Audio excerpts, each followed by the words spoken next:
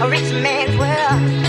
I have turned the soul of this beautiful land, but that beautiful.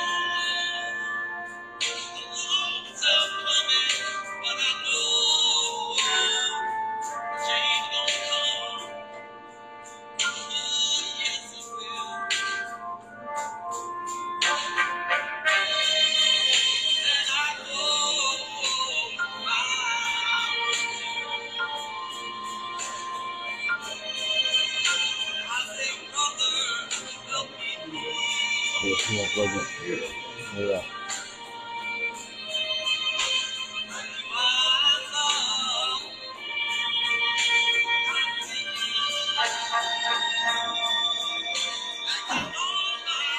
Oh, yeah. Nice.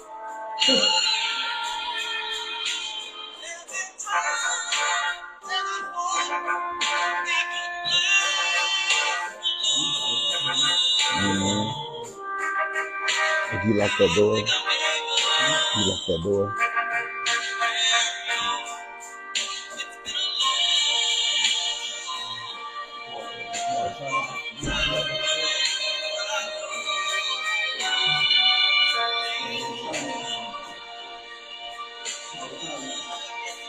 Oh, it's down in that cabinet.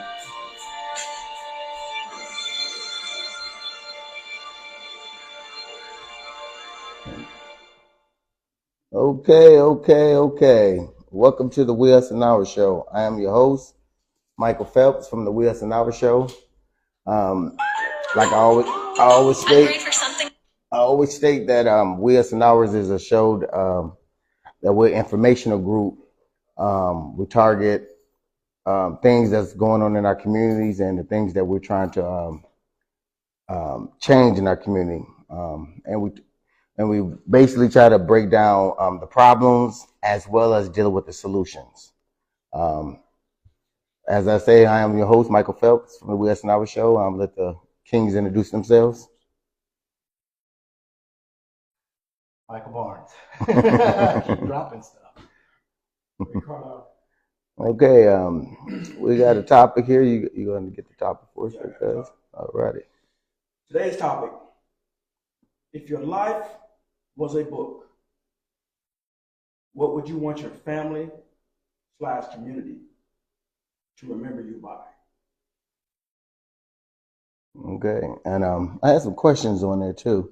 What was we can start with our first question. First question: a book full of seed bearing fruit to be replanted.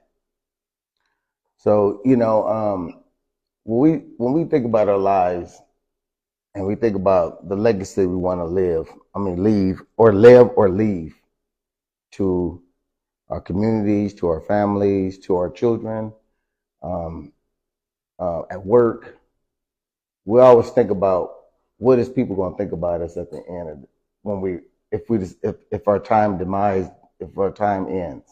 Mm-hmm. What impact do you want to leave when you leave this earth, and what you want people to remember you by?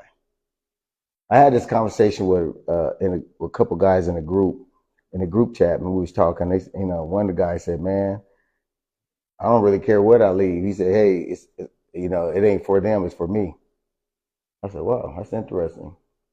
I said, "So you don't want nobody to know? You don't want nobody to understand from that day you clocked into this earth to the day you left, that minus point in between it. Nobody wants to recognize who you are or what you have done, what your contribution to life was. Do you want it to be what you used to be, this old gang member or gang banger? People knew you as being tough.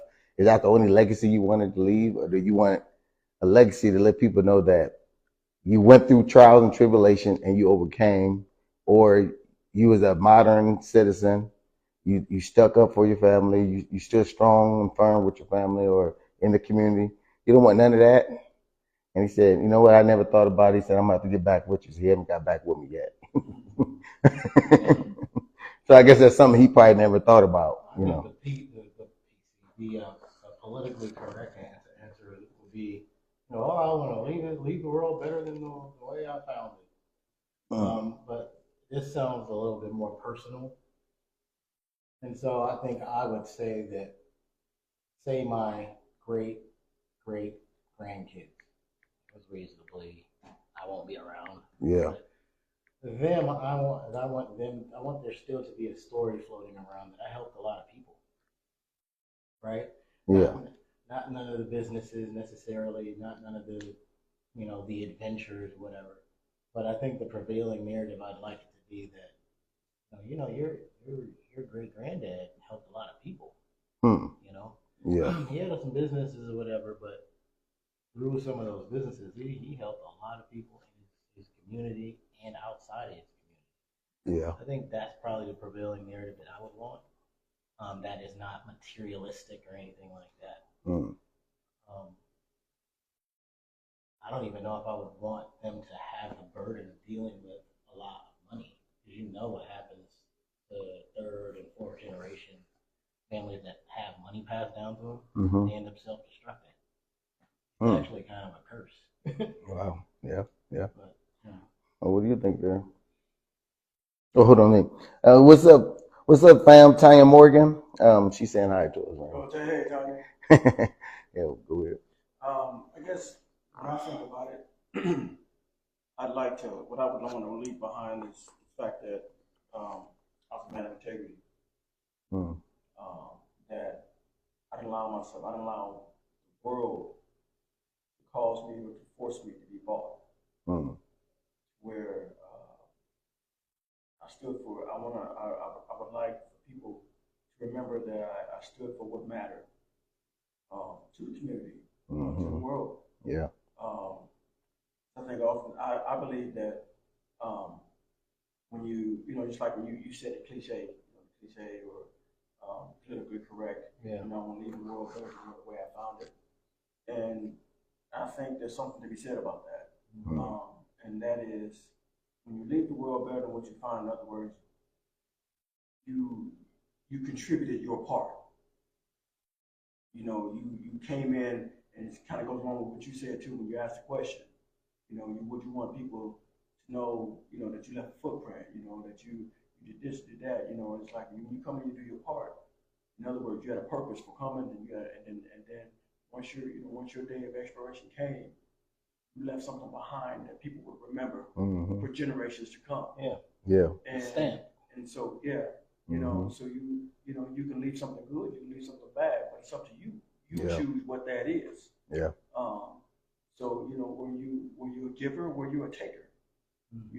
So when I hear that, read that, that's what comes to mind. That's what comes to mind. That's interesting. And I think that sometimes people I think we forget that to whom is much given is much required of. So whatever gifts, talent, money, every resource, everything that you obtain, it wasn't given to you for it just to be you.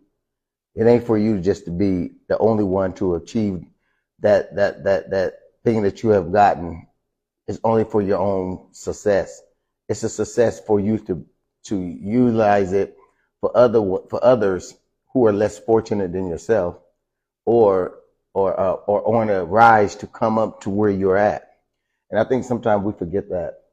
We forget that our job is it is hectic, because it said to whom is much given. So once once you acquire that, and once you understand this is your gift, this is your talent, and you was able to get proceeds off of it, and you was able to be success, you was able to become riches beyond riches. Is that just something that you just have to obtain just for yourself, or shouldn't that be something, a legacy that you want to leave behind? Well, you can't do nothing with a lot of wealth if you're not sharing it, and you cannot take it with you. So it's not, you're going to give it away some kind of way anyway, or you're going to have to concede ownership of it at some point. Mm-hmm. You can't. It's not. You may as well affect people with it in such a way that makes their life better as well.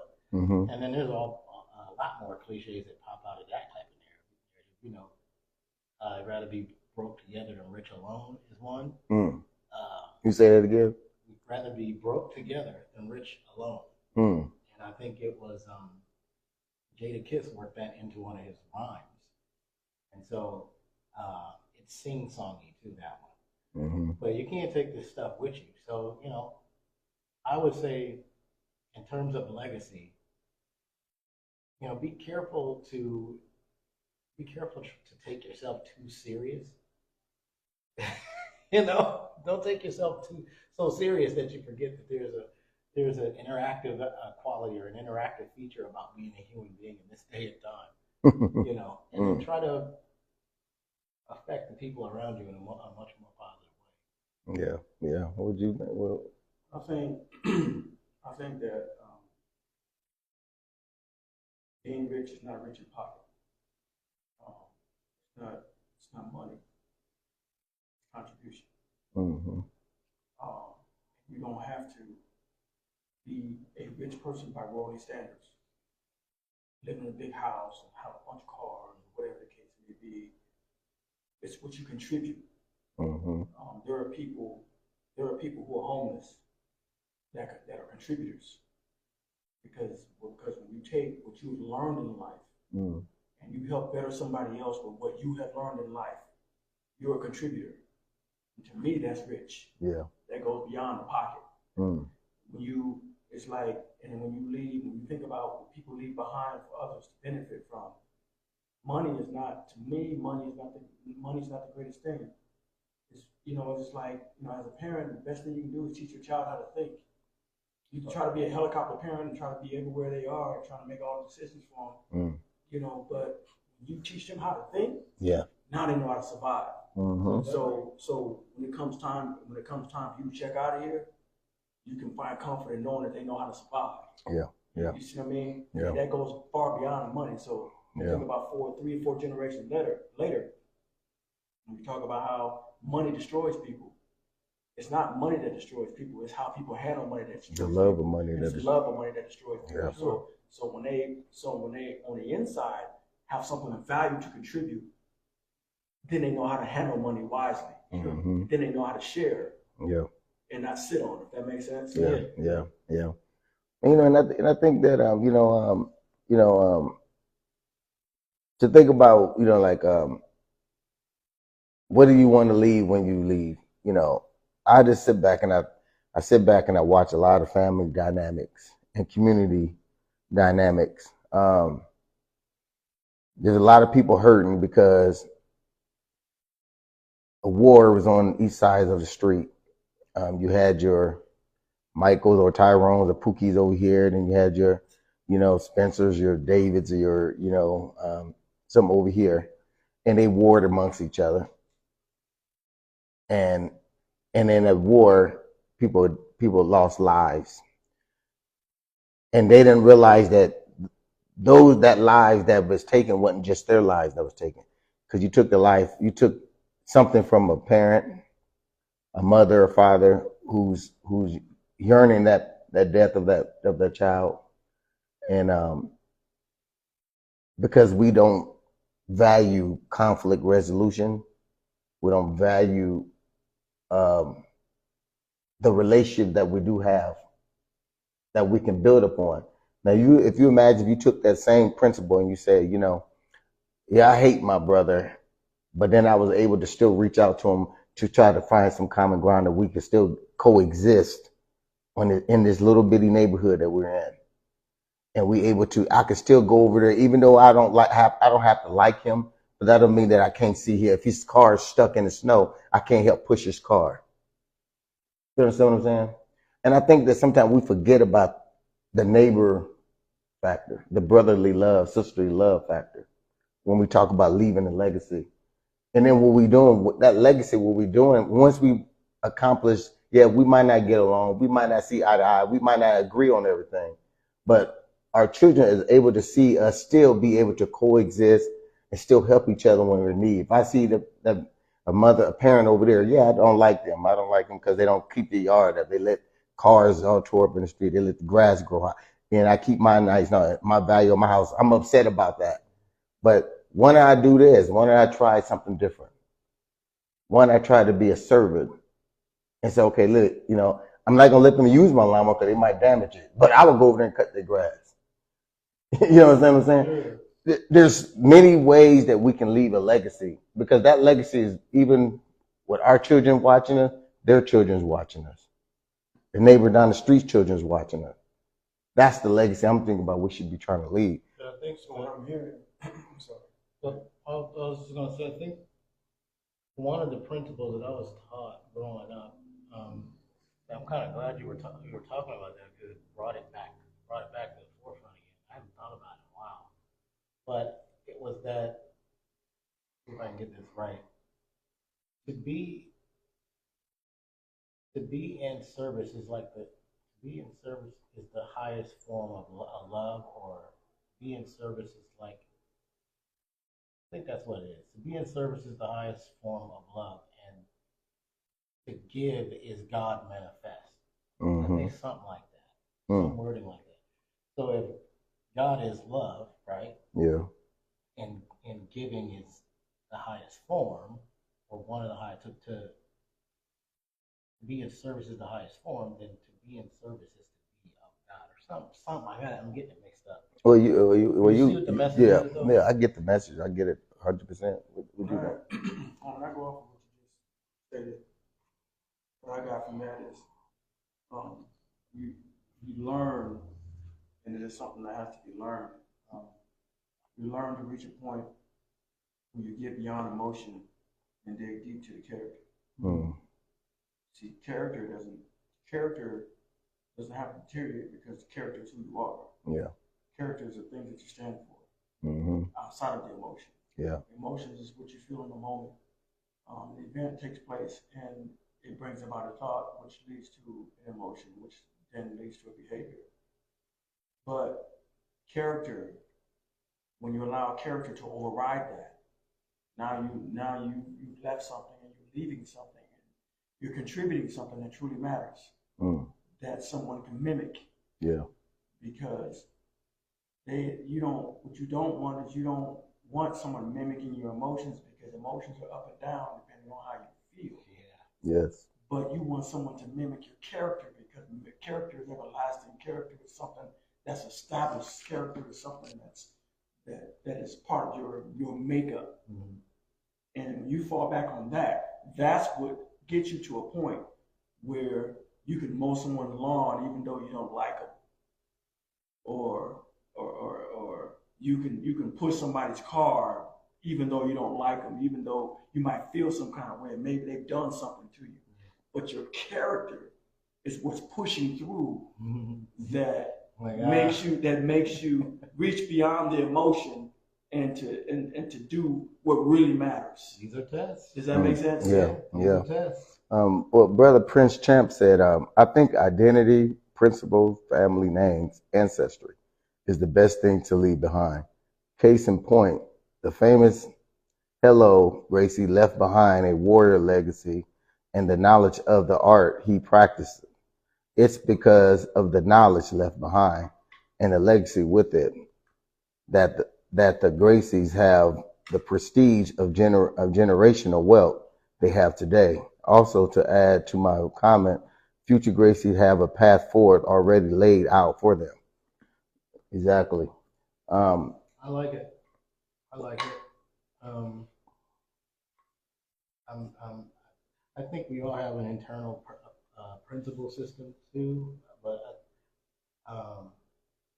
I over time I learned to really, really, really like my principle system. I investigated it and interviewed it and tested it, and I did a lot of things. But okay, what's this rule gonna do? And then the older that I get, the more that I see these principles playing themselves out in other people's lives that are in my circle of influence.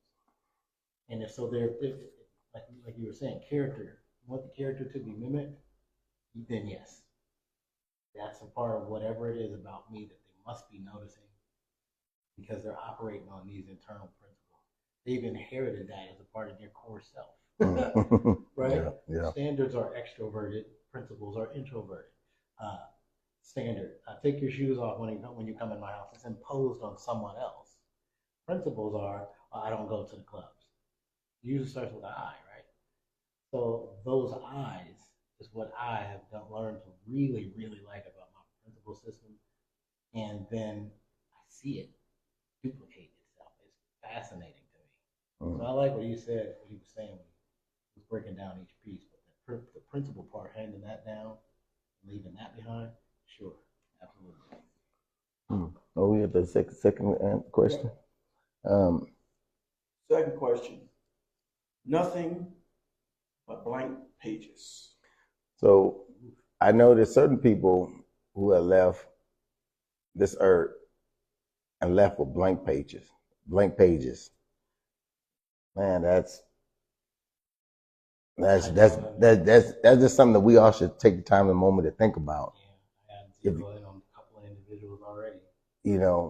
Just imagine you let your life left with blank pages. Man. I don't know. When I hear that, I think that no one truly leaves with blank pages. Yeah. You always leave something behind.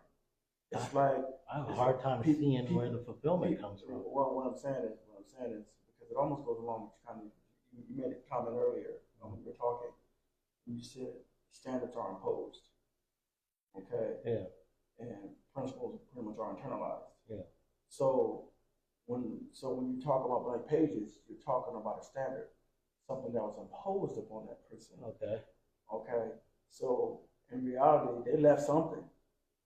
Probably not to your standard, but they left something. You understand what I'm saying? Yeah. So, and again, that could be good or bad, but everybody leaves something. Yeah, or is it left something without subsequently purpose? Because you think about it, because you think about people attend funerals.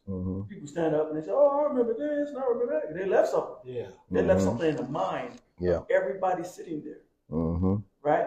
Everybody may not get up to speak, but everybody sitting there, if they knew the person, and that person left something with them. Yeah, some kind of whether that person still owed me $20 when they passed away, or I remember when they did this. People are sitting there and they're thinking about what that person left behind. And when I think about the blank page, I always think about those who, like, when the family or the community do a community event or a family event, those people that never show up. So that nobody gets an understanding of what's going on in that person's life, or they don't understand why. So there is something that's left. It just left with blank pages to fill in the gap, to say, why didn't they show up? So you have to ask. You have to say, well, or they didn't show up because they had a problem with such and such, or they don't agree with. They don't believe in family. Yeah, they don't believe in family getting together, or just something they do leave. You know what I thought of when I heard you say that, the blank pages? I thought of someone that I got a couple of these people around that kind of purposefully do not create memories. They don't create memories. They kind of, they're not necessarily a loner, right? But they don't purposefully, like we intend, like this example you get. The family gathering creates a memory, and then within that, there's a bunch of other little memories that's being created as well. There's a couple of people that I know that kind of purposefully don't do that. Whatever that is, they kind of stay on the outskirts of it, kind of like a, you know, the cartoon version of or a movie version of what a ghost might look like, to float around on the exterior of the experiences that are being created. We know you're there, but they're just not participating. They're not going to movies. They're not taking people out on dates. They're not really engaging or interacting with family. They don't really have a particular type of car or brand of clothing or anything that creates that imprint. And it is the strangest thing. The strangest thing. I think what made me think about blank pages, I was thinking about, there was a saying one of our family members utilized. The message was, I want to go out and do something for the community, but I can't do nothing for the family because I don't know the family. That, to me, that was a blank page. Because I'm looking for a heading, and I'm looking for, you know how you try to look for a heading, and you try to look and see what the book is really saying. I'm left with a blank page because now I have to interpret what I'm thinking that the person is saying. You know what I'm saying? Well, see, when you look at that, and I say again, when that comes to mind, when I hear the both of you speak, and what you contributed is that the page is not blank. What the question is why? When you say why does someone not participate? Why are you doing that? Okay. Why does someone choose to go here instead of there? Okay. What you really want to know is why. Now, oftentimes what people do is they fill in their own answer. Okay, with their opinion.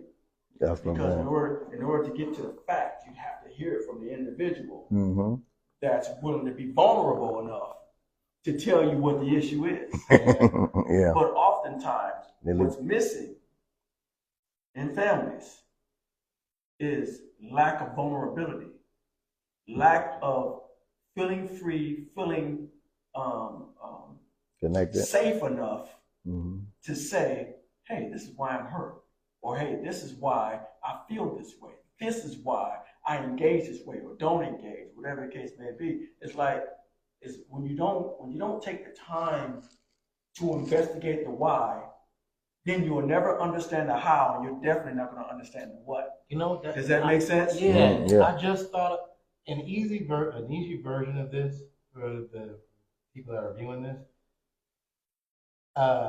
The person in the family that is vehemently against taking pictures. They just don't want to be in the pictures.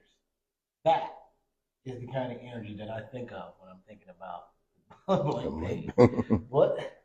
How we gonna remember you? That energy, and the why comes in right there when you said that. So yeah, I agree. Well,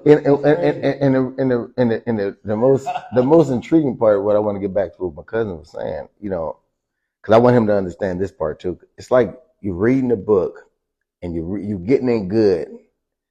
So then all of a sudden you get to it's saying go to the next chapter. You go to the next chapter, the page is blank or it's ripped out. So then it starts so far into the other one, it doesn't come back to where you left off at. You see what I mean? When we growing up as kids, we all had a bond. We was close. Then there was a time when we all started growing up. So then we started to dissipate to our own little sector because we started our family, we going to school, we went to the military, whatever what happened. Now there's a blank page of information because the only thing I can remember you is by when we was young, when we was kids. And if something when we was kids that impact our relationship, like, and I had to pay attention because I had to start asking myself questions. What did I do wrong to certain people would make them don't want to come around me? I never got the answer from them, so guess what? That's a blank page. I have to assume that maybe I had to go back to a self-evaluation and say, you know, I know we should crow on them all, talk about them all the time. I know you see what I mean? See, we left with a blank page and we got to kind of fill that page in. So what I get from that is that there's a void. Yes. There's an empty space Mm-hmm.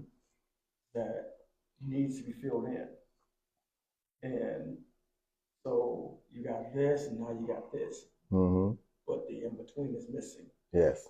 And this over here, the future starts over. Is based on that void. So in reality, you really don't have a future. You have the void, you have what appears to be the future, but it's not really the future, but what you do have is the past. Yes. Because the past is what you know, but the void is what you don't know, and then the future is unknown because of the void. And if people is vulnerable, like you said, can tell you why that void is there, so then you can start filling in that page and start writing down what happened or what's going on. So now the chapters become complete. Right. You see what I mean? When I ask, I got a few cousins and stuff like that. I'm older than everybody in my family. I'm the oldest, so I get to just be intrusive sometimes. You know, it's big cousin, big brother type of time. And so I ask some of them sometimes, that the ones that are doing it, why don't you like taking pictures? Because I just don't like it. No, I need more than that. You gotta. Well, because da da da da da da, and I get the answer because I'm leveraging my rank and yeah. But yeah, that's true. You fill in that void, and then now it's not such a blank page. I mean, I guess I get the motivations for those that want to, I guess, exist outside of the sphere where they're going to create the memories. But maybe that is the memory that they want to create for themselves, is that they just wanted to watch.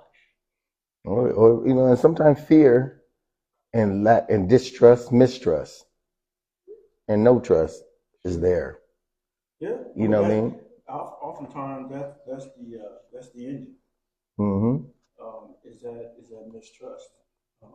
And distrust and no trust. It's they all go hand in hand. Yeah, I mean, it's when someone doesn't feel safe with you, they're not going to tell you what's going on inside their mind. Why? Because the last thing they want to hear is somebody tell them, or just stop being emotional. Oh man. Or get out your feelings.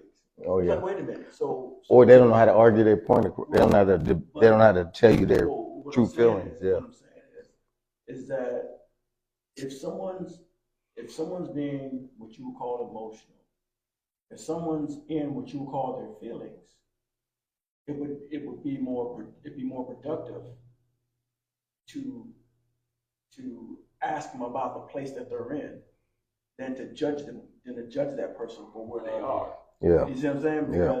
Because in effect, what you're telling them is that what they feel doesn't matter. Mm-hmm. So now you're rejecting them. They take it as rejection because as they're expressing, we all express different ways. Yeah. We express in the way we wear our clothes, we express in music, we express in art, we express, verbally, non-verbally. It's all expression. Whether a person has tattoos, whether a person has earrings, or a person, wear certain colors, or clothing brands, or drive certain cars. Yeah. It's all a type of expression. So when you restrict a person's expression of who they are, that tells them that you don't want to know who they are. If that makes sense. That's interesting because it's weird that it's one of those things that you have to kind of experience and learn over time. First of all, you can't teach experience. So when somebody is being vulnerable with you like that, especially for the dudes, because I'm not a girl, right? Obviously, there are some some intersective comments or one-liners that you can employ that will prevent that result from happening instead of judging, right? You want to go, well, I understand. This is interesting is another one. This is interesting. How about this? Or can you tell me more about that? It shows whether you're being genuine about it or not. It shows genuine interest in what they're going through. You use those phrases like that instead of dropping the hack. Oh, well, it's just this. Yeah, it's just that. Well, and I learned by dealing with family dynamics and listening to everybody, and listening to when people bring up charges on someone, and then you'll pose a question back to the judgment that they rendering on you or someone.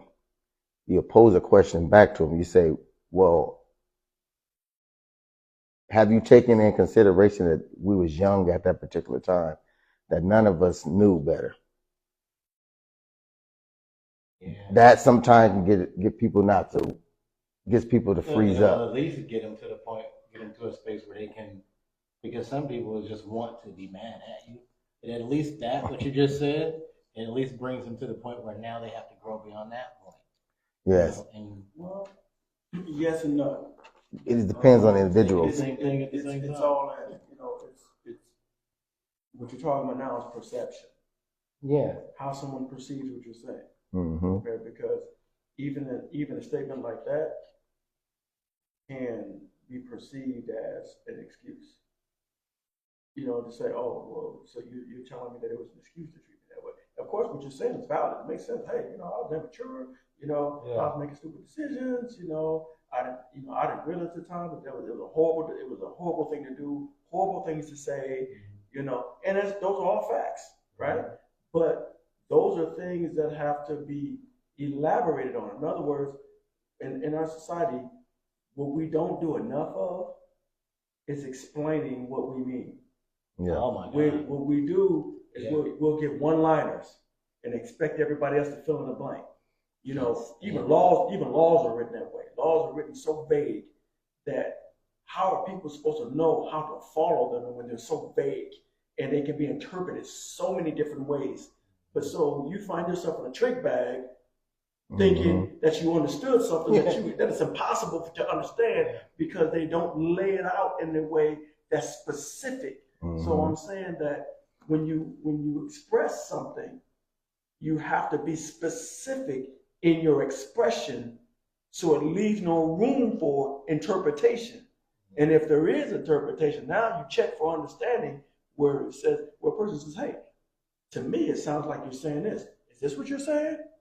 And that gives you an opportunity to say, well, no, that's not what I'm saying. This is what I'm saying. Now you've entered the realm of understanding of that person. But if you just make a blanket statement like, well, we were young. Oh, so that's the excuse? But if you see what I mean? But if you go into detail and you say, hey, I was immature, I didn't realize those were mean things to say. Now that opens the door. The more specific you are, the more it opens the door where a person says, okay, and then you can get to the point you can be explaining too much. You can't sacrifice yourself. Exactly, that's what I'm saying. So you have to have understanding. The reason why I use words like time, because there's things between time, space, and matter. Those are three elements of science. So we understand time. So back in time, we was kids. We had runny nose. We had nappy heads. We had dirty clothes. We was running up and down trees.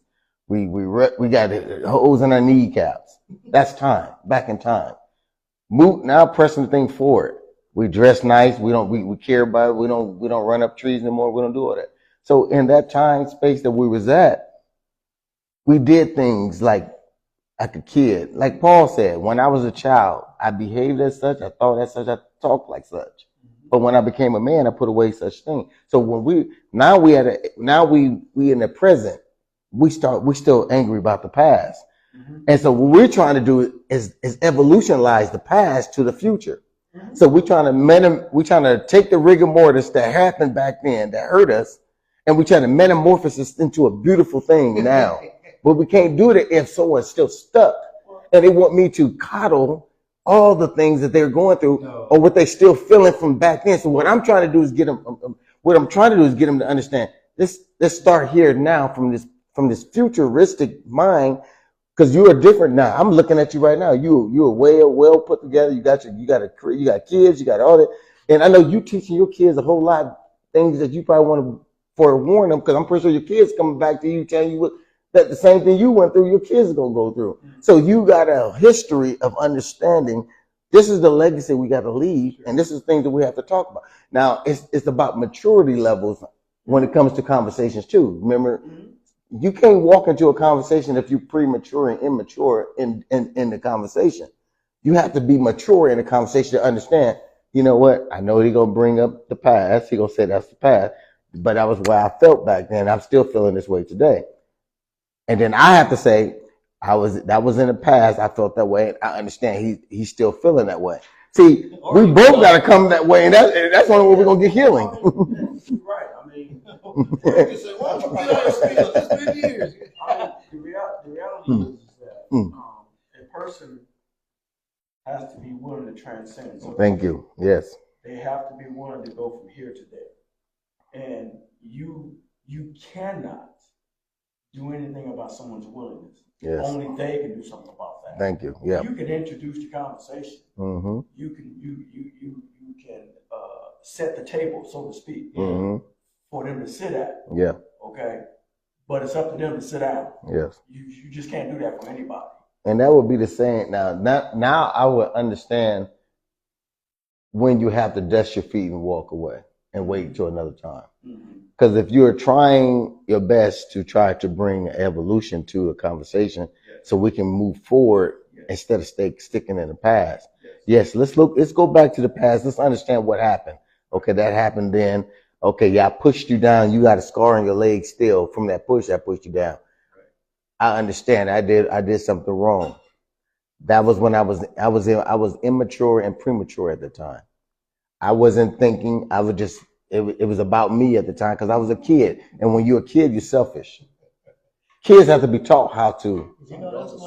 And adults is way more selfish than kids. But we talk about kids because kids have to be taught how to not be. So when you got two little kids, you can put a whole bunch of toys out there, but they always seem to want to go to that one toy, and they'll fight over that one toy. And you have to go in there as a parent and separate and say, you play for it for 10 minutes and he played for 10 minutes, to show them that you share. But if you don't do that, and you just take the toy and give to that one, guess what that child going to become? And guess what that child going to become? So you have to understand. Become resentful, become a spoiled brat. Thank you. So we have to take measures of understanding. Understanding is our greatest weaponry. That's our greatest weapon. If we understand and we utilize it to our full potential, we can achieve higher success and higher goal rates that we're succeeding now. You know what? Before we go to the next question, is that the one thing that you mentioned in that explanation there is one of the, like, it depends on who initiates the interaction. But if you go in and you go, we were kids and this thing was terrible and I apologize to you, and it was not initiated by the person who's ready for that. You know what I'm going? Yeah. And you motherfucker, you put a scar on my leg, you son of a bitch. You can be as mature as you want. Yeah. And if you're not mature enough, guess what's gonna happen? They're gonna suck something out of you, and you're gonna make you change your whole persona. But then that's where patience comes in. Yes. Because sometimes it's like ripping a Band-Aid off. When you rip a Band-Aid off, the initial reaction is it might have pulled hairs from your arm. It might have, right? But it passes. So that initial response will pass, but it's meant to be endured for a moment, so that you can get to a better place. Yes. But if you're unwilling to endure the ripping off of the Band-Aid, deal with it, then you're gonna leave that Band-Aid there, and you're gonna be fearful of ever taking it off until it falls off in the shower or tub, or whatever you get of it, because you don't want to endure the pain of ripping it off, so to speak. Yeah.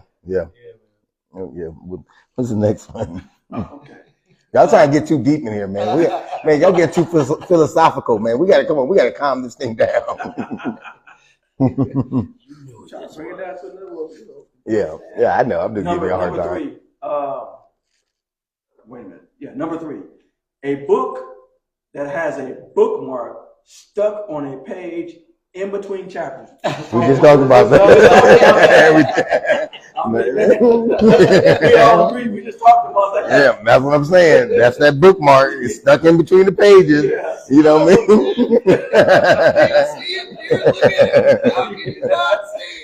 Hey, won't move past that bookmark. Right. You know what I mean? I can't do it.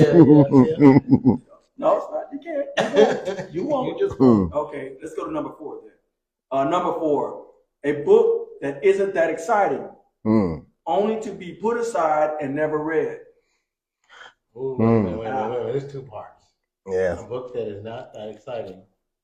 And it's put to the side. Now, what comes to me, what the first thing that hits me with that is when you don't care enough to address something. Okay. When you've dismissed a person. Yeah. Okay. That book is not exciting enough for you to even want to read. This conversation is not exciting enough for me to even want to entertain. I'm not entertaining that. Go on somewhere with that. Okay. Yes. You see what I mean? Yeah. That's the first thing that hits me about that. Mm-hmm. And when it comes to being other-centered instead of self-centered, their story should matter to you. Mm-hmm. If that makes sense, because if you give me more context. Because if you want to have a relationship with that person, then you have to be willing to read their book. Okay. You understand? Yeah. If you're unwilling to read their book, again, it's telling them that you're not interested in their story. So if you're not interested in their story, then you're not interested in them. Yeah. Right on. And it's kind of like what I hear people, because you know what I mean. A lot of time we misdiagnose and diagnose people, because if people have mental issues, they're spiritually in the dark, they're socially unaware, they're economically in a pit, they're psychologically ain't motor functions ain't all the way there too. And so when we deal with one another, we have to look at all factors when we're talking to people, when we trying to understand, because like you said, if you don't understand all these devices, or these human anatomy, what they want to call it, all the moving parts, all the functions, the non-functioning parts, or not functioning to its proper procedure or the full potential of it. What we do is we'll start to assume that they're 100% capable of change. And sometimes the change comes in when a person acknowledges that they have a sickness. Remember, you said you can't heal a drunk or a druggie until they acknowledge that they're sick, until they acknowledge that they have a problem. If they don't have that problem, they don't ever recognize that problem. Because sometimes, like my grandpa used to say, get out of the fast lane so you can see. Sometimes they so moving so fast to get high and get drunk, they don't take time to see that, self-reflect and say, you know what, I have a problem. And these problems are not just affecting me, it's affecting everybody around me. My family don't want me around. My friends, the only friends I have is that we all always trying to cut each other up. I got stab wounds because we fighting over the bottle, because he sucked too much out of it than I did, and he took the crack pipe more. He took the crack pipe. Until they get to that point in their life, they're never going to see that they have a problem. So we have to always be cognizant when we're dealing with people who are mentally not there, even though they look like they should be. Because some people can sit down and have the best conversation in the world, sound like they're so intelligent, but then you'll watch their action, it's totally different than what they're saying. See, these motor skills is able to articulate words, but their motor skills to articulate action, they're not lining up. They're not in agreement. So, and that's where I had to learn. When I learned the psychology, that's why that's why I go into deep studies in that, because I'm like, man, I can't understand why this person look healthy. I mean, he acting the way he's doing. So then I started thinking about they started talking about the motor skills, talking about the left hemisphere, right hemisphere, talk about the, the natural form, and then the endorphins and all the stuff in your body. Some don't have enough of it, so they go out and, so there's a lot of different elements in that thing that you have to really, and I'm not saying all science is right, because sometimes it's all about spiritual, we're in spiritual warfare. That's why you say you ain't fighting against flesh and blood. You fight against the darker and higher powers of the heavenly realm. So we are fighting against something that's not that, because some people, you can see something in them and that's not them. So sometimes we got to acknowledge that. I would say on this one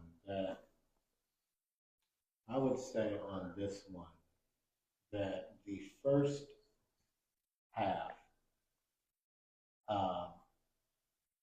is subjective, because we talk about it's boring or it's not, the book is not interesting.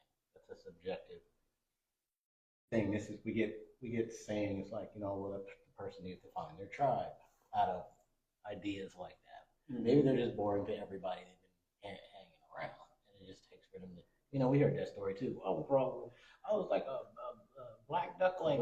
Yeah, and then when I went to college, boom, everything. Then they found their people, or they found their situation. It was cool. And then the second part is, because they're boring, they put them to the side. I have a part of the philosophy or my principle system that I live by that allows for me to understand that everybody has a purpose. And then when that purpose, like if they're near you and their purpose has been fulfilled, they will fall away. And the falling away could be a melting. It could be like you taking a shower and that water goes down the drain. That's just what happens with that relationship. It's perfectly okay for people to come into contact with me and then leave. Once I understood that, so if I put both of those together, it's a subjective way to view how to be a conduit. I understand that people will be interested in me and not interested in me. And it's okay for me to let that flow. Right? Conduit, like a pipe. Mm-hmm. Let the energy come in and let the energy flow out. Because, say I reverse it and now I make it all about what I want, and I don't get off that hill and I end up dying on that hill, I will potentially hold on to something that may be good for me in the now, but in the future it could be the worst thing for me. Mm-hmm. And I always say it like, no energy is negative or positive, it's neutral, or beneficial or not beneficial. So the energy that's beneficial for me may be toxic as hell for somebody else, and vice versa.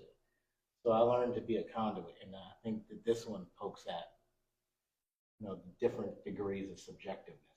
How do I view if they are boring or not? Is it because my interest just happens to be somewhere else, or is it because the things that they are things that I already dealt with to the point where I don't need any more of that? It's not beneficial for me. See, mm-hmm. That's what I think. It's almost like what businesses do. Mm-hmm. When they buy other businesses. Mm-hmm. If you buy another business because it adds to your current business and the direction of that business, then it's a good addition. But if you buy a business that works against the current direction of your business, sure, then it was a bad addition. Yeah. So you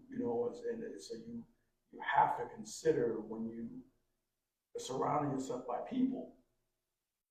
You surround yourself by people that are helping you get to where you're going, and along the way, there are people who are going to get you to a certain point. Mm-hmm. There are those short distance people, and then there are those long distance people. Right. Those short distance people will only take you so far, and then you pretty much shed them off. Yeah. Yeah. And then those long distance people go with you all the way. Yeah. Mm-hmm. Because, you know, for whatever reason, you know, like you said, it's subjective. But again, and sometimes people will try to attach themselves to you that are not good for you. And so you know, unfortunately have to tell them no. But now they're hurt because you refuse to allow them to attach themselves. Attach themselves to you. You know? But so it's not that it's kind of go along with what you said. It's not that they have no value at all. They're of value in their own right for where they are. Yeah, yeah. But not for where you're going. Yeah. If that makes sense. Yeah. Yeah. And you know, and I think the reason why people, you know, when we say we push them to the side, it's not that you push them to the side forever. Sometimes they're just not interesting to. They're not in the right mindset to actually read their book, because if you read, you're gonna read scribble. You're gonna read, you know, like you said, you read scribble language. It's a timing issue. Yeah, you know, and so sometimes it's about timing.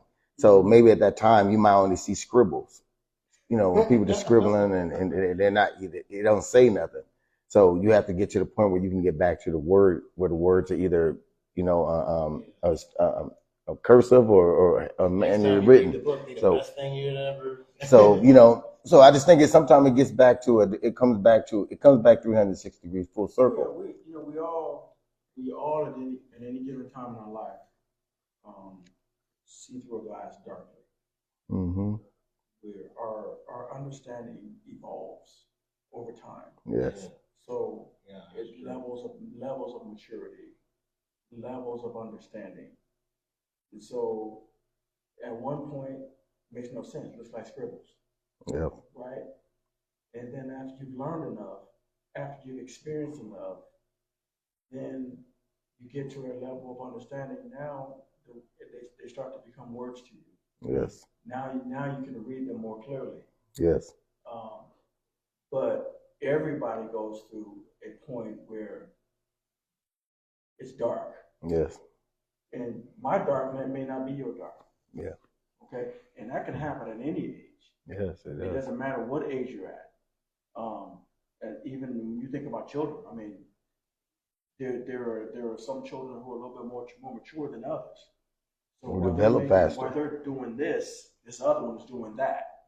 Mm-hmm. You know, but yet they're the same age or very close. You know, in age. So it's some younger and some older. Yeah. The younger one overachieved the older one. And they said girls mature and they be potty trained faster than boys do. You know, as they say. It's just different levels of understanding, different levels of achievements, different levels of, you know, and you know, you have to throw interest in there. What interests a person? You know, their makeup. There's a lot that goes into that. You know, you think about people's interests. What interests them? You know, like what we called nerds back in the day when we were in school. You know, someone who applied themselves to study, and then those who didn't, you know, the ones that didn't study were cool. The ones that did study were nerds. Yeah. But the ones that did study, they were making $100,000 a year. The ones that didn't study who were too busy being cool don't have a pocket piston. Yes. You see what I mean? So it's just like you gotta. There's so much that goes into that. Yes. Yes. So, yes, exactly. So where we at? Number 5. Oh no. Number 5. Okay. Yeah, number 5. A book with a fictional character far out of touch with reality.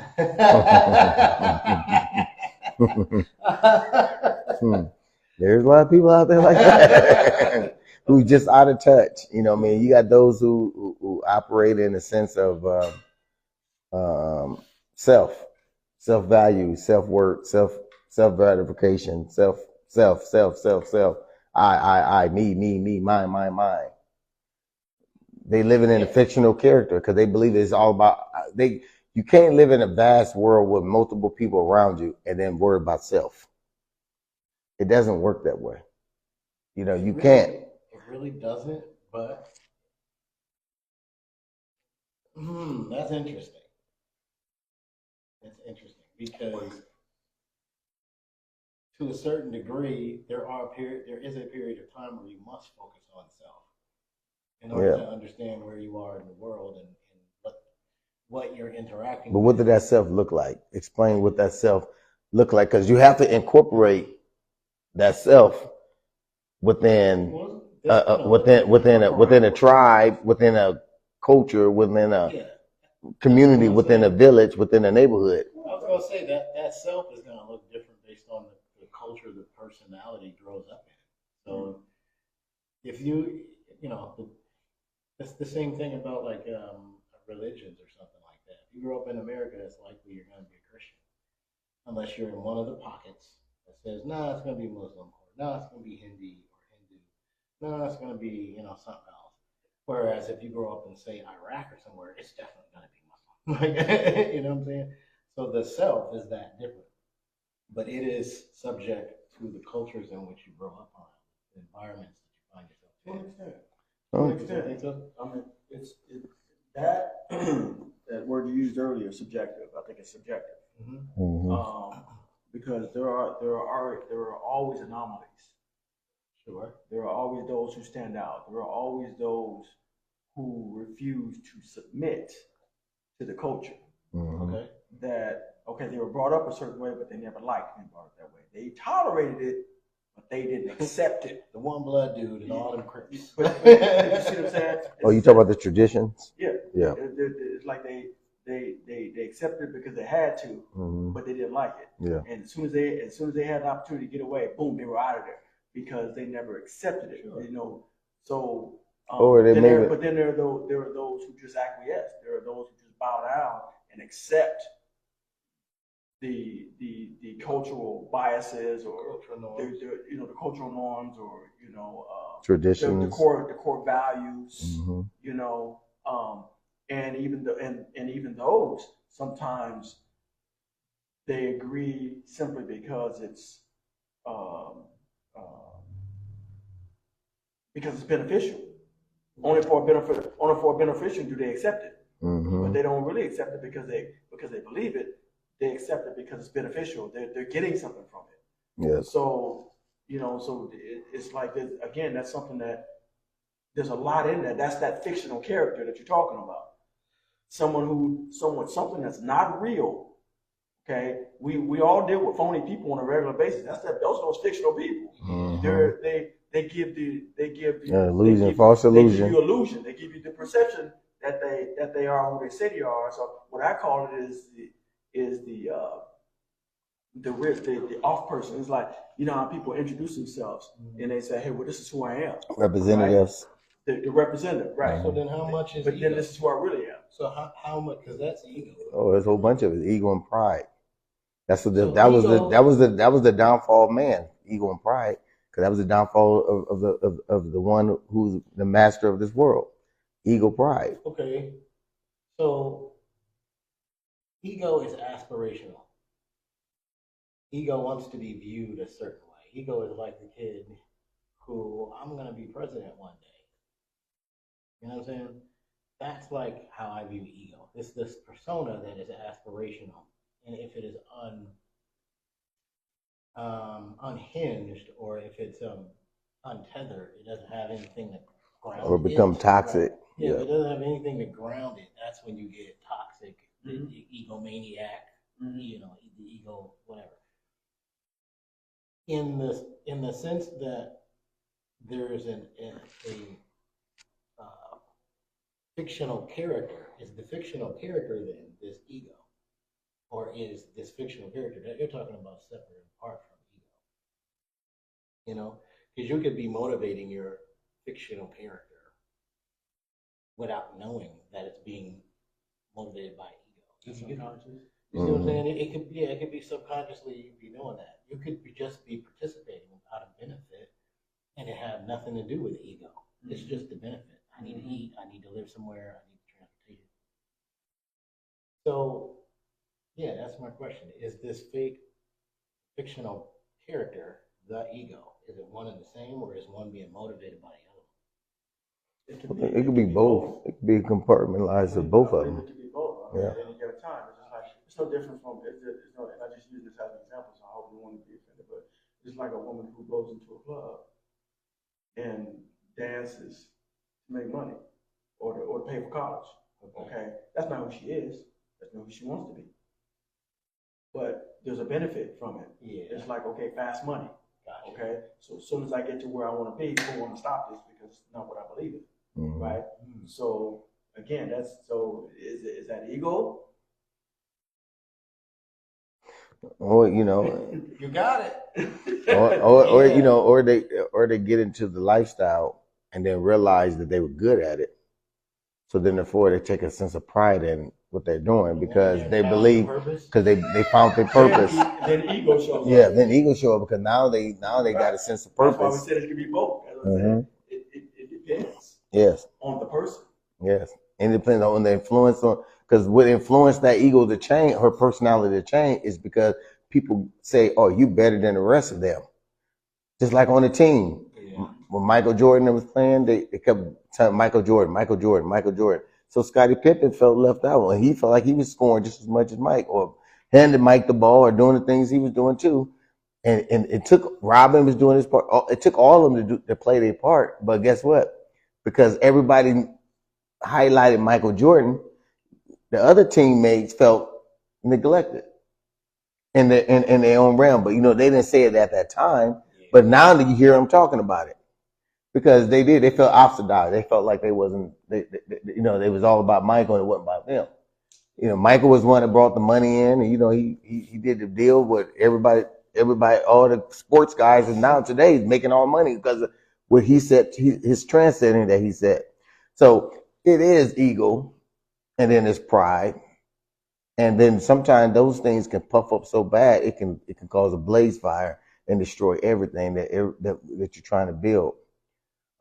We have a community right now. I'm going to get back to the community part and family part.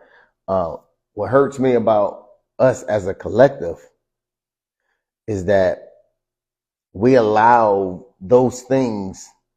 We allow a book to be not open. And so we don't read each other properly. We don't read from the beginning to the end to understand that there's a purpose for the heading states the purpose of what we're going to go into, to dive into. The ending lets us know how we can prevail. And how did we prevail? The beginning just tells you the story.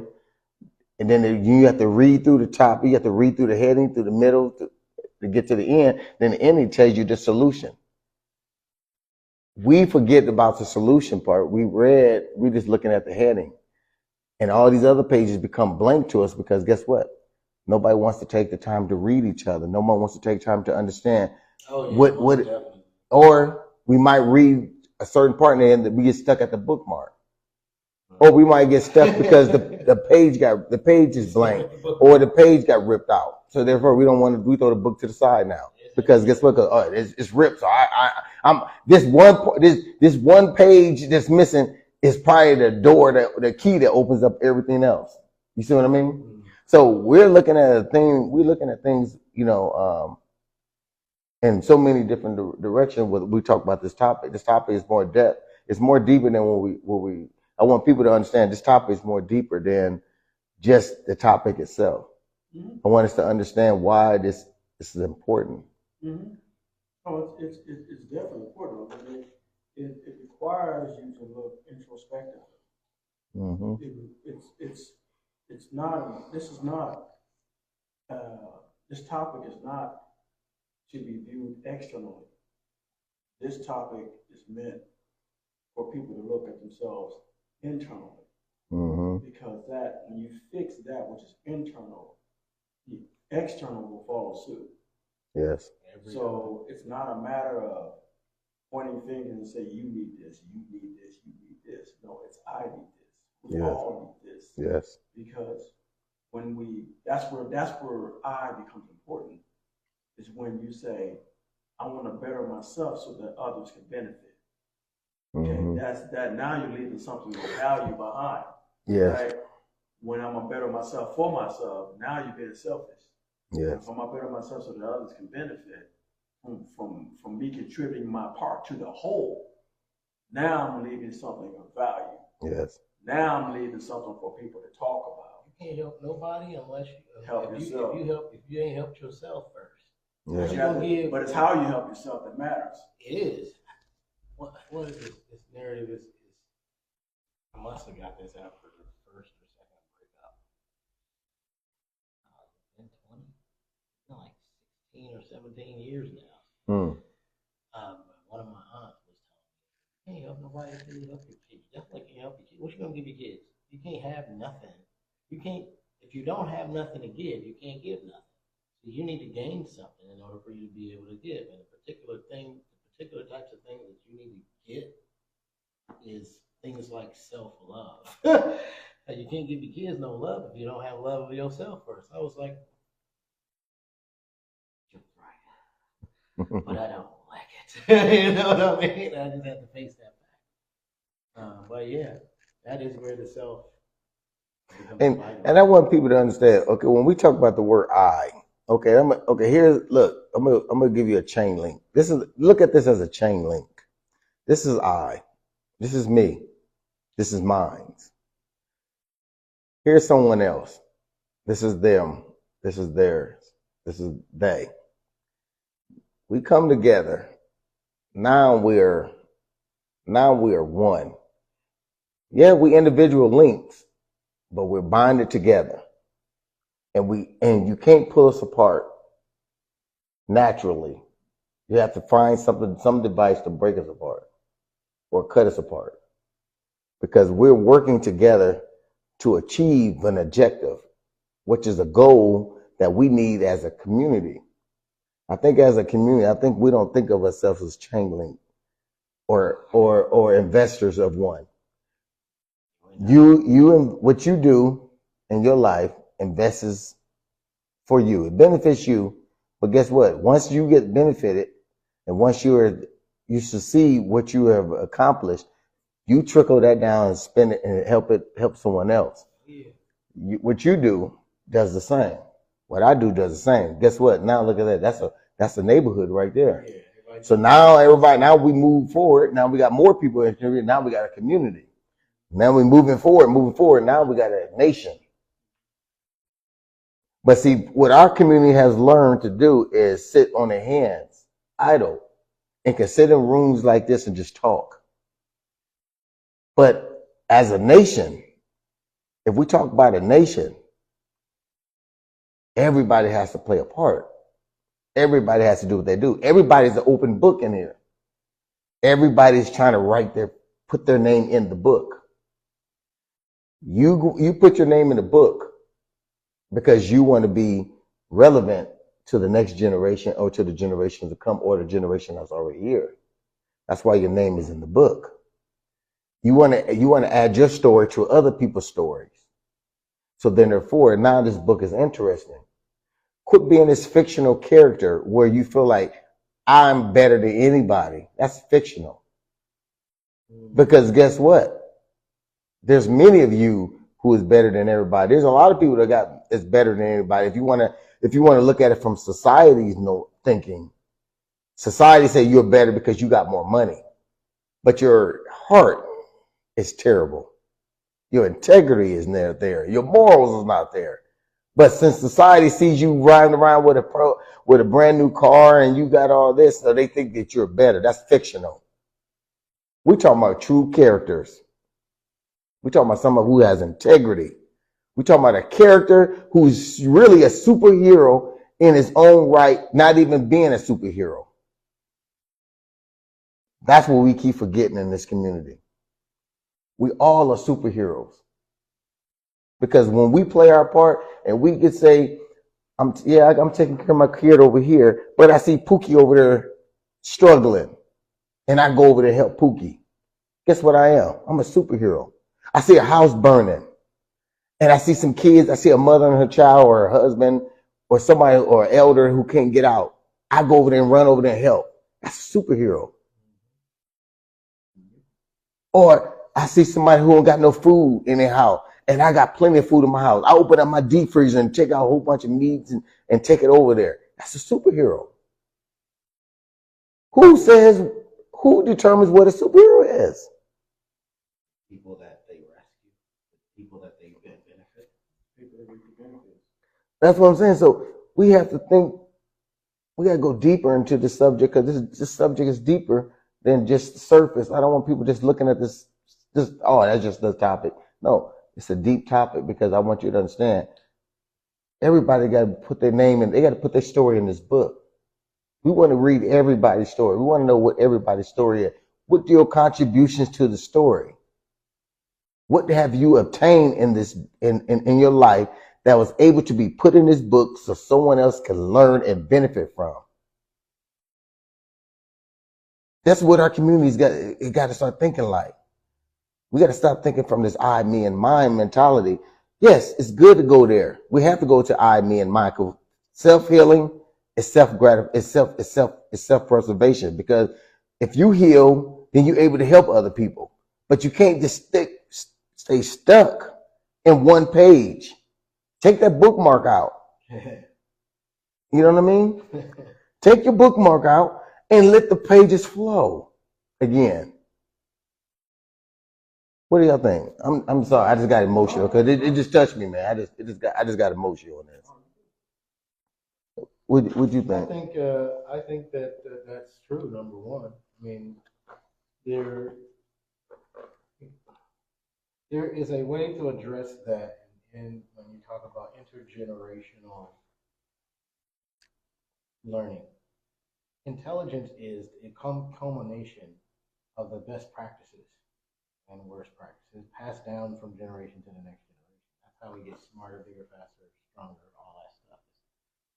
The last generation had these experiences that maybe we could see some of them, maybe we couldn't see them. But they passed that information down through books, Documentaries. Yeah, documentaries. DNA is another way that we pass the information down. And so I think that if we want to get better at that, that's probably the best thing to focus on now, because information is starting to become concentrate. You know, what concentrate, you gotta water things down for people to understand them. Not that we're not giving it. And I'm not gonna cut you off. I'm gonna read one of the comments.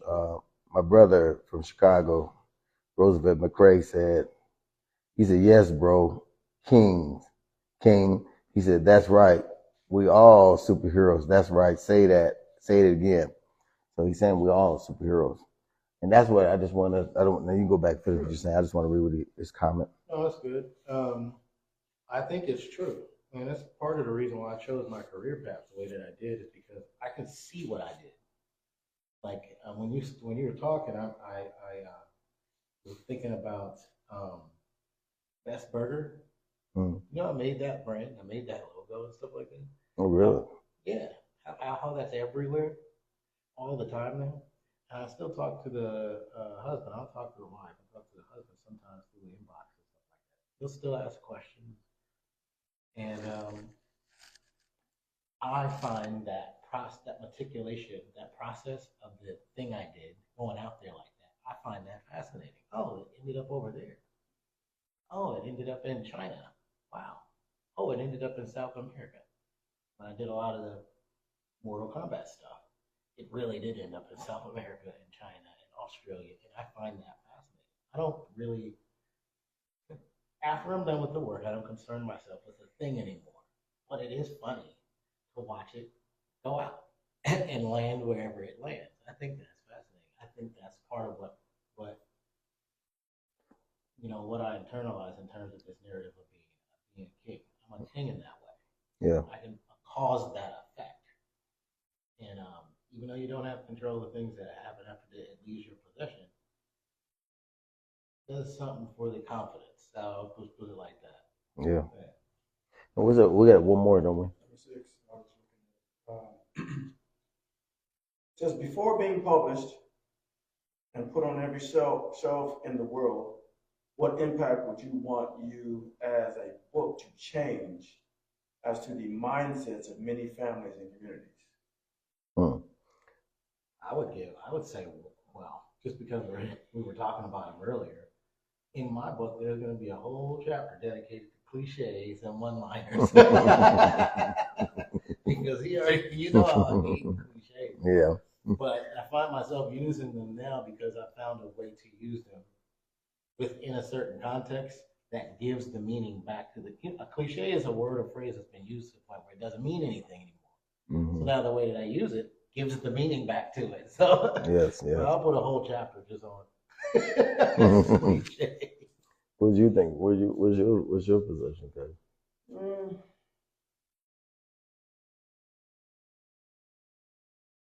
My hope is to free people's minds, to help people to see that they can, where they convince themselves that they can't, but they've allowed others to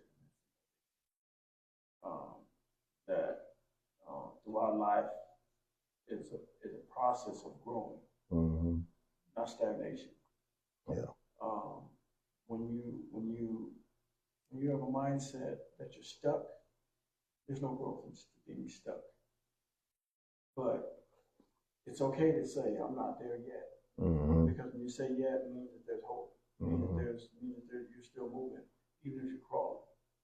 So my hope is to, in my book, to have release people's minds.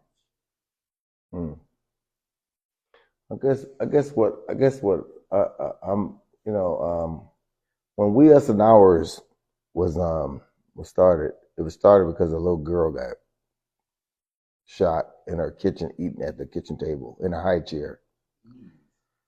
And when we had an urge came upon me to say, you know what, we need to do something. This gang banging violence, this violence on black crime, or just crime period, or us doing drive-bys on innocent bystanders, and people getting hurt that don't have nothing to do with who you really after, and that's a biased way of looking at it too, because we say, okay, you go get the guy that you after. That's still senseless murder, because just because we have a disagreement doesn't mean we have to kill each other. So my aim, my goal, my purpose is to educate men and women. And this is the hard thing that a lot of people don't want to deal with, is men and women, because men and women are stubborn. They're stuck in their ways. They're disobedient. They love simplicity. They've been turned over to a reprobated mind because of their heart's desire. But I always believe that our mission is to help families come back together so we can oxidize that mind, that way of thinking, or that thing that's been tearing us down. And our kids are at risk because of the parents' mistakes, the parents' way they move, the way they operate amongst each other, the way they talk to each other, the way they go at things, the way they try to do things. They don't come together in harmony. They do things in individual sectors. A father has his mindset, and a woman has her mind. A mother has her mindset. Them two is like magnets. When you flip them around, they push away instead of pulling together. And I'll say, you know what?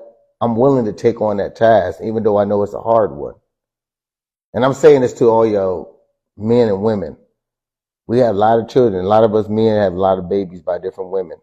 A lot of women has a lot of babies by different men. We have a lot of broke up marriages because for some reason we just don't get along. We got along enough to have a baby, but we don't get along now. So it's sad. And then we got society telling us this is the norm. You are all right. It's okay for you to get a divorce. It's okay for you to move on. It's okay for you to to do this. See, the society has told us a lot of lies. They have gave us this fictional characters that we've been living in this society where we don't have no superheroes anymore. Because no one's ready to fight. A superhero is going to fight even though he's outnumbered. His job is to fight. His job is to go into a burning building, sacrifice his own life to save another life. With smoke that's going to clog his lungs, with fire that's going to, or building going to fall down on him.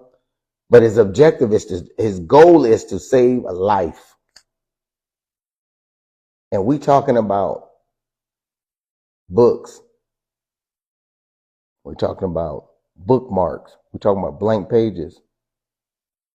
We're talking about history. We're talking about future. We're talking about present. We're talking about past. That's what a book tells you. Gives you a history of all the things, all those things, and conglomerate with one concept is that a superhero is made because someone chose to do right, regardless of what the obstacle is, regardless of what the illusion is. They have superheroes that can create illusions. They have superheroes who can control the weather. You got superheroes that can take elements and transform them and use them against you. You got superheroes that who you know, see all the different superheroes we have, and we talking about we talking about one specific. I call a bad superhero, a bad guy, someone who wants to go against that. That's the Lex Luthor. Oh, we ready to just kill everybody off. I don't understand. You know, we're better than this as a people. Yeah, you know, we're better than this as people. There's no way that we should be sitting here calling ourselves anything if we ain't sitting there as a community. We ain't sitting here as a nation thinking like it's one, you know, or a family. Yeah, everybody, we get into it. Everybody's into it. Everybody got problems with each other. You can't walk the world and not have a problem with somebody. You're gonna have a problem, and they're gonna piss you off to the point where you don't want to talk to them. Yeah, but don't let that go for months and years. You know, maybe a week or two, let it cool off, and then send a little gesture. Yeah, you might get rejected a couple times, but guess what? Keep sending them. It works. Believe me, it does. Hey, you're a prime example of knowing that. It works. It takes some time. You know, it takes time. You know, it takes time, but understanding that everybody don't think like you. And so what you have to do is kind of go into their thinking. That's how you beat the odds, by trying to understand how they're thinking. They're not going to think like you. If you put your expectations on it, you're going to always be shut down. You're going to always feel like it ain't worth it. Take your expectations off and say, whatever happens, happen, but I'm going to do my best to try to resolve this problem, this conflict. If there was a book that encompassed all of this, what would the book be? Like, the book is existing already. If there was a book that encompassed all of this, what book would that be? Yeah. What do you think? My brother Roosevelt McCrae said again, he said, love the show, comrades. It's a good conversation, great knowledge shared. Thanks, brother. Thanks, man. We appreciate it, man. You know, man, it's good to have strong men, lions in this pride. You know what I mean? That's how pride survives. When you got strong men operating and protecting. Protection look different for everybody. And everybody has their own task, own chores, own things that they do. This is our task. We bring in knowledge. We sitting here every day sacrificing our time to come here to educate or to give people a better understanding. It's not, we're no better than anybody. We all got our struggles. Am I right? Yeah. We all struggling to this day. We all fighting with our own demons, with our children, We got issues with our own kids. We try to be men, try to figure out. So we sit here, these conversations help us be better men for our men children our boy children that we raising up to be men. So these things happen. A rich man's world. I have turned the soul of this beautiful land, but the